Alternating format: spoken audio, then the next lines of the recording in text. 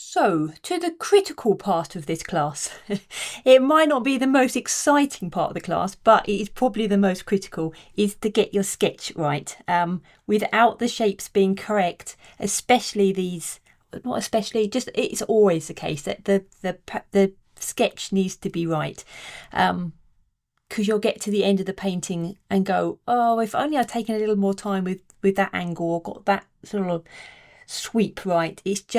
It makes the world a difference. And I think this style, because it's very loose, you need that shape to be right. So let me just give you a few little tips. And I would say, obviously, this is quite, you can see it's quite heavily sketched out. It's mainly so you can kind of see, but I will just gently rub out some of these edges. So I would say go lighter with your pencil marks. Obviously you want to be able to see them, but you ideally don't want to be able to see them in the finished piece and be able to rub them out quite cleanly.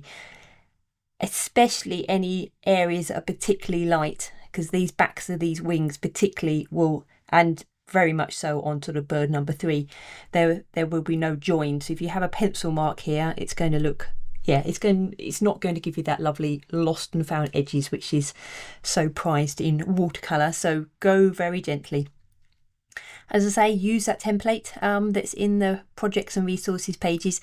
And again, because these subjects are quite small, it's even more critical that the shapes are right, especially around beaks and head shapes, because birds, they're very characterful in how they're shaped, how their heads are shaped and how their beaks are shaped.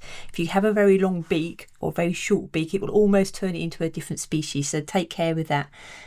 And I say, just take your time. And I know I probably repeat this, but when I do a commission piece, I'm always sketch it out and just go off for 10 minutes, come back and reassess my piece and just make sure everything looks nice and ready to go. So take your time with this bit and then we can get on with the, like I say, the fun bit and adding some paint.